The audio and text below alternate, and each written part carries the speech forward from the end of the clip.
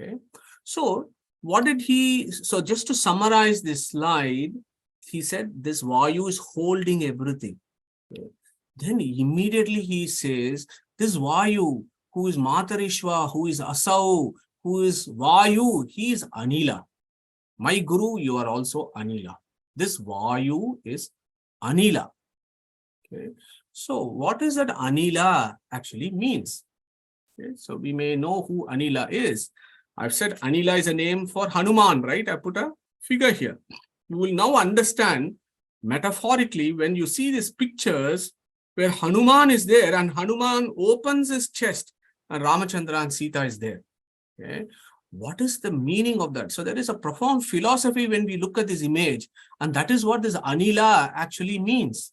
And when Swayambhuvamana says Vayur Anilam, what is Anila? A plus Nila.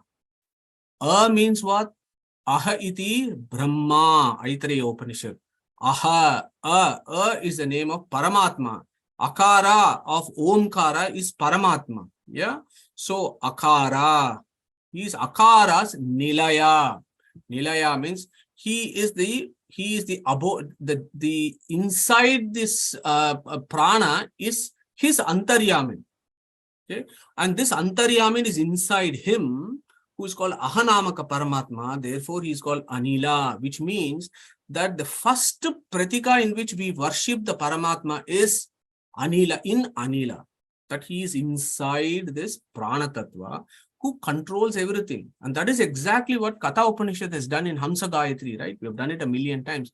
Hamsaha Suchishat. Suchi, the pure Jiva. The Suchi is another name of Prana Tattva. Hamsaha is a name of Paramatma, Hamsanamaka Paramatma. This Hamsa is in Suchi Shat, Sidati, it is Shat. Hamsaha Suchi Shat. This Hamsanamaka Paramatma is inside Prana Tattva, which is exactly is Anila. Okay, so that is what is this image all about. When Hanuman opens his chest and shows Ramachandra, it is Anila. That is why Hanumanta is called Anila. Okay, the Anila is also, the Vayu is supported by Vishnu in this imagery. That's why I had to do this slide. So the Vayu, for Vayu, this Brahman is a Nila. He is resting. Vayu is resting on Brahman.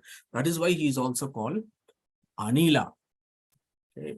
So Sankarshana, Vayu Kurma, Vishnu Kurma, when you understand this, then we understand what Anila actually means, which is the same as Hamsa Suchishat of Hamsa Gayatri, which then tells us that is why Hanuman is called Anila. We have all these frames, and that Hanuman is celebrated in Balikta Suktam as Matihi.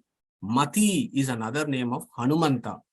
Yadim upah varate sadate matihi rutasya dena anayanta sashrutaha. The first avatar of Vayu. Okay, Balikta tad vapushe dayi darshatam devasya bargaha sahaso yato jani.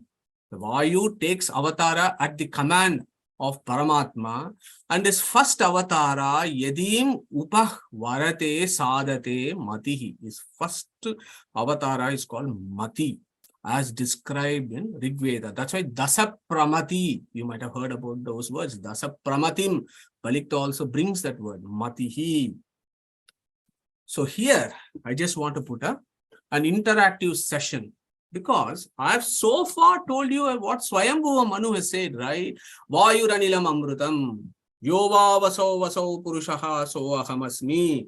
I am talking only from Apaurushiya Veda's perspective. But there is a lot of confusion out there. And what I want to do is next 5-10 minutes, I hope I can clear these confusions.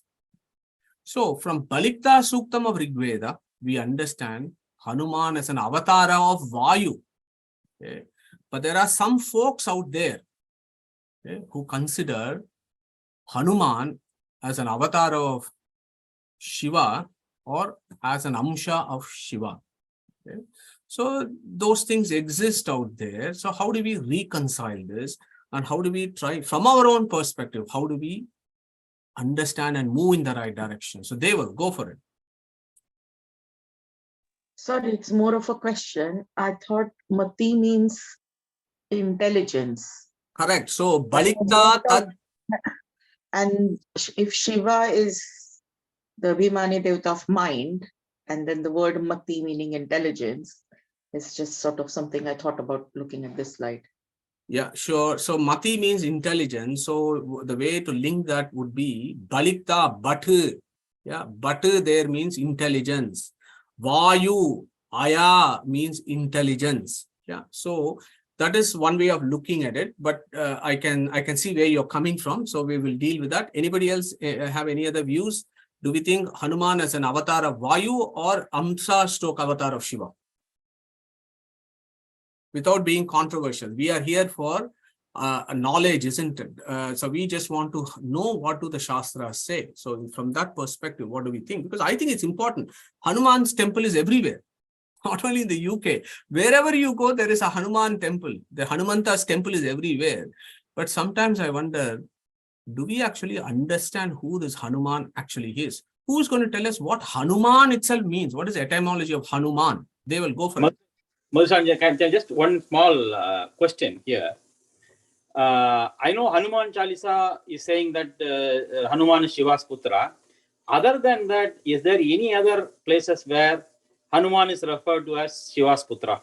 Before we even go into the answer, can you, if you have any idea on, yeah. So Prakashji, thank you very much. I've got a slide coming up next, which actually dichotomizes that and gives evidence on both sides and tell us how we reconcile it.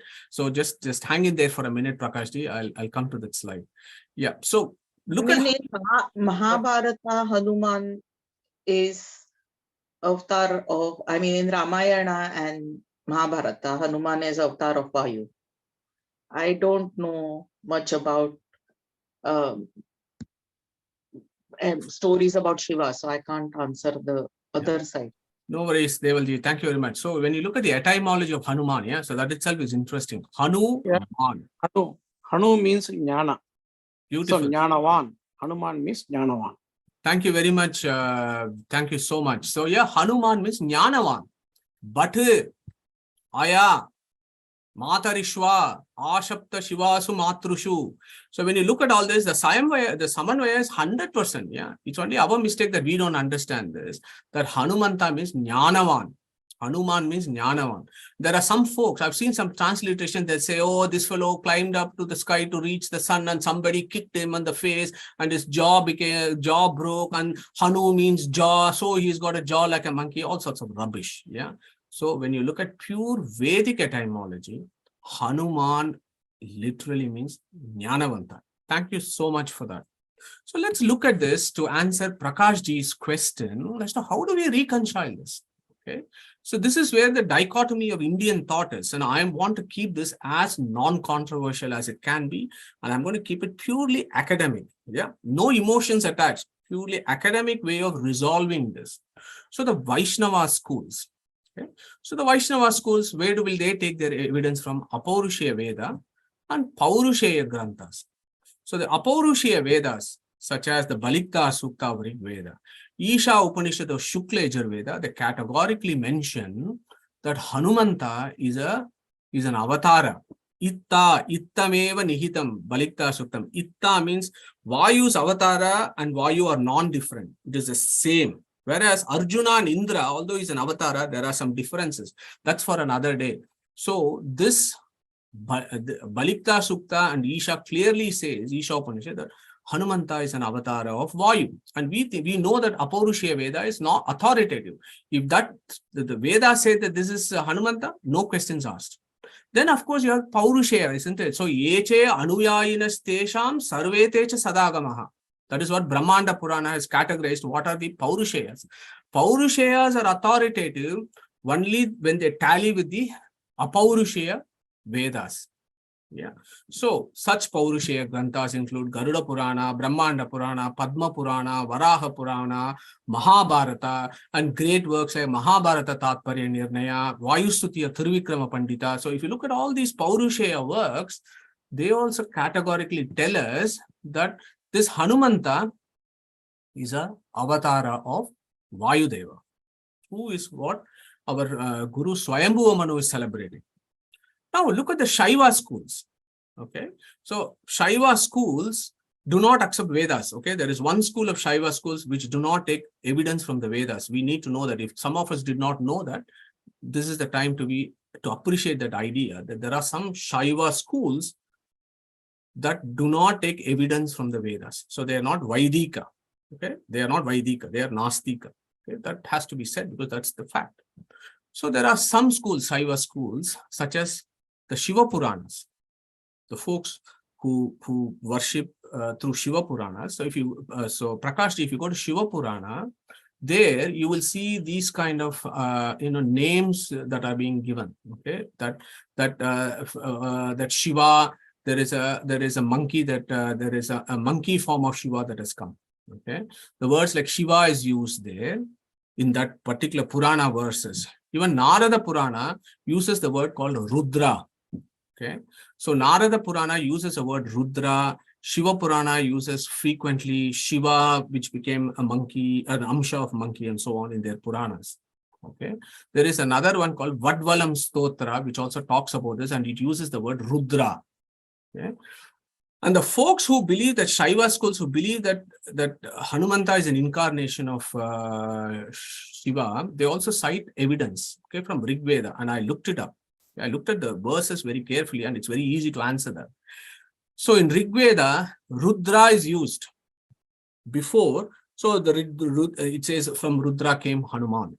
Okay, there is another Upanishad that they cite called Tarasara Upanishad, where they use the word Shiva, and from Shiva Hanumanta came. Okay, so this is how the dichotomy is at this point. So it looks like it's a tough nut to crack, yeah, because you have the Paurusheya and Paurusheya evidences on both sides. So how do you resolve this?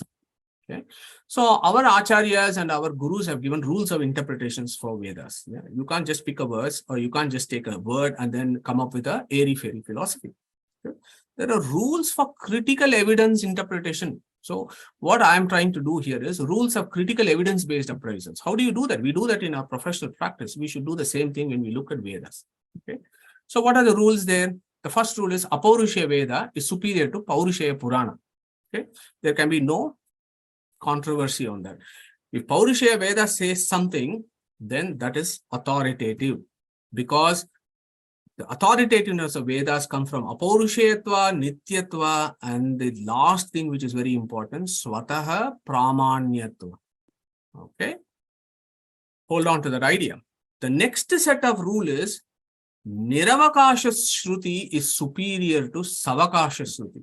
So what does that mean? Niravakasha means for these Shrutis, you cannot have an alternative interpretation or meaning. They have only one meaning. And there are Savakasha Shrutis that have additional meanings based on the etymology of the words that are used. Okay? So that all, you need to read and think about these things. So that is a higher level of philosophical interpretation. And that is the reason why one should never ever read transliterations. One should read the Vedas only with Guru Mukha. Period. You cannot read Vedas without Guru Mukha, because then you will understand what is Savakasha Shruti, what is Niravakasha Shruti, how do you do the etymology, and so on. Okay. So if a Shruti has only one meaning, that is superior to the Shruti that has additional meanings. For Shrutis that have additional meanings, what you should do is you should use Brahma Sutra. That is a Prasthana Traya, right? You should use Brahma Sutra for Samanvaya. And you should also use rules for interpretation called Tatparya Lingas to understand what does the Vedas actually mean. Okay, sorry, I'm getting a little bit complicated here, but I think that information needs to be out there to understand why this is not acceptable for certain schools. Okay, then you have to take etymology of words and the context in which these words come from. Okay, now our Veda Vyasa, our founding father, has actually resolved all this in the second adhyaya, first pada. Smrutya navakasha dosha prasanga iti chetna anya smrutya navakasha dosha prasangat itaresham cha anulupadehe etena yogaha pratyuktaha navilakshanatvadasya tatatvam cha shabdat. So all these interpretations is not my own creation or anybody else's creation. This is what Veda Vyasa has said, those rules in Brahma Sutra. So when you put everything, Prakash, here is the answer. When Rig Veda puts Rudra or Tarasara Upanishad puts Shiva, this is where we need to do our Samanvaya. Shiva means what? Literally, Shiva means auspicious. Okay? Shiva only means auspicious, nothing else. And in Vishnu Sahasranama, Vishnu is celebrated as Shiva, the auspicious. Rudra is also auspicious. Shiva is supremely auspicious, independent, auspicious being. So primarily what we call as Parama Mukhya Vritti, when these Shruti text says Shiva, they literally mean only Vishnu. Look at Rudra. Rudra comes from the root word called Rud. Rodanath Rudraha. So our Shiva is called Rudra because Rodanath Rudraha. Puranas and Vedas say that Shiva comes from the forehead of Brahman. Forehead of Chaturmukha Brahma is how Shiva originates. That is a Vedic view. Okay.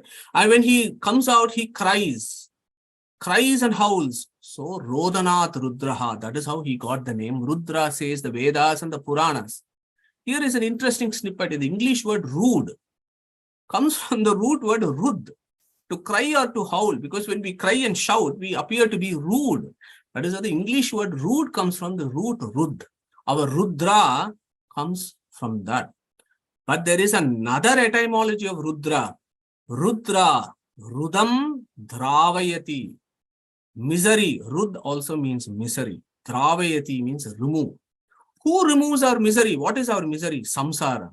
Samsara moksha stitibandha hetuhu. Shvetashvatara Upanishad. And that is who? Paramatma, Vishnu himself. So Rudra is a name for Vishnu also. And in fact, our Rudra gets the name Rudra because his grandfather's name is Rudra. Okay? Look at Shankara. Okay? Shankara. Sham plus Kara or Shanka plus Hara. Okay, that is how you split it out. I'm sorry, but sometimes we don't think about this. So Sham means what? Ananda. Kara means the giver. Who is the giver of Ananda? Who gives moksha? Vishnu. Shanka means doubts. Hara means remover. Doubt means what? Ignorance. Samsara moksha stiti bandha hetuhu. Bandha hetuhu, and he also gives us moksha. He removes the ignorance. Gita talks about this. So when you look at those kind of Parama Mukhya Vritti, wherever the Vedas put Rudra, wherever the Vedas put Shiva, wherever the Vedas put Shankara, actually they mean Paramatma, Brahman. Brahma Shabdashta Vishnaveva. That is what Mahaitareya Upanishad also talks about. Tava etaha sarvaha richaha sarve vedaha sarve goshaha eka eva vyahritihi prana eva prana richa iti eva vidyat. All sounds of the universe only worship Brahman or Vishnu.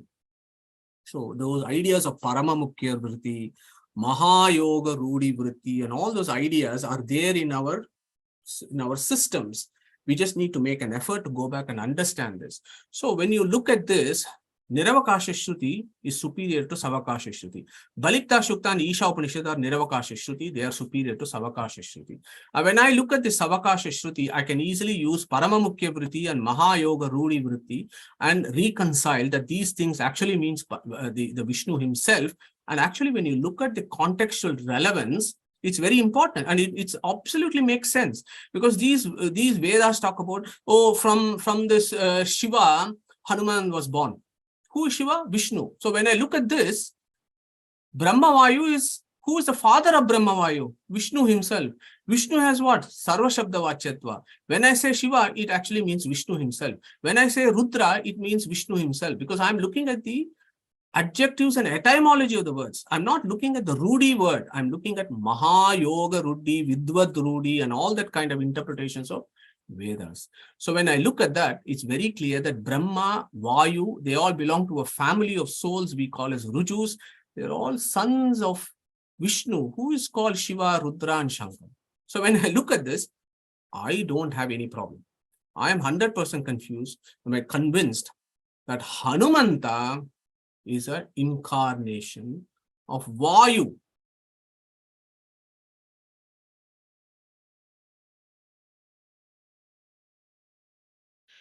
HinduKnowledgeAcademy.com will celebrate Vedic culture and present its philosophies to the modern Hindu in an accessible format.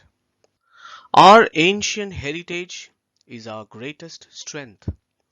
Through preservation and dissemination, together let us spread positivity in the world. Thank you for listening and welcome to Hindu Knowledge Academy.